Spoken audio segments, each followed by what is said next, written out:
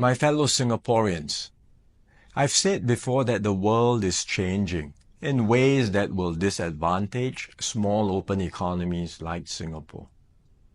Some had previously questioned this assessment, but the recent Liberation Day announcement by the US leaves no room for doubt. It marks a seismic change in the global order.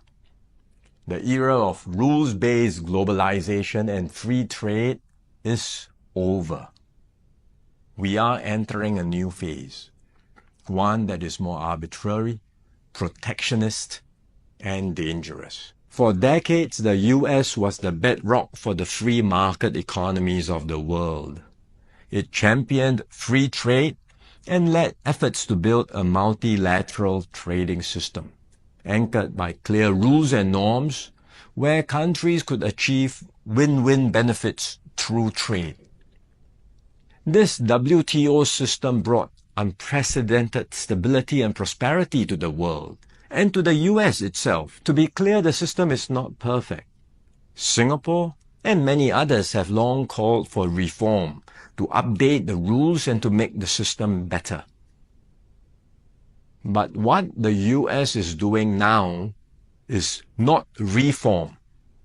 It is abandoning the entire system it had created. Its new approach of reciprocal tariffs, country by country, is a complete rejection of the WTO framework. The US has placed Singapore in the lowest base tier with a tariff of 10%. So the direct impact on us may be limited for now, but there are wider and more profound consequences. If other countries adopt the same approach as the US, abandoning the WTO and trading only on their own preferred terms, country by country, it will spell trouble for all nations, especially small ones like Singapore. We risk being squeezed out, marginalized, and left behind. We can also expect a strong global response to America's tariffs. Singapore has decided not to impose retaliatory tariffs, but other countries may not exercise the same restraint. The likelihood of a full-blown global trade war is growing. The impact of the higher tariffs, plus the uncertainty of what other countries may do next, will weigh heavily on the global economy. International trade and investments will suffer, and global growth will slow. Singapore will take a bigger hit than others because of our heavy reliance on trade. The last time the world experienced something like this was in the 1930s. Trade wars escalated into armed conflict and eventually the Second World War. No one can say how the current situation will unfold in the coming months or years. But we must be clear-eyed about the dangers that are building up in the world. Global institutions are getting weaker. International norms are eroding. More and more countries will act based on narrow self-interest and use force or pressure to get their way. This is the harsh reality of our world today.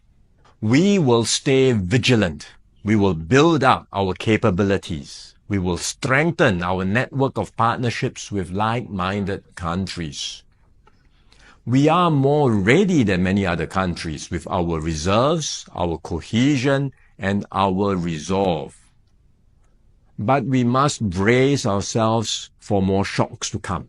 The global calm and stability we once knew will not return anytime soon. We cannot expect that the rules which protected small states will still hold. I'm sharing this with you so that we can all be mentally prepared, so that we will not be caught off guard. Let us not be lulled into complacency. The risks are real and the stakes are high. The road ahead will be harder. But if we stay resolute and united, Singapore will continue to hold its own in this troubled world.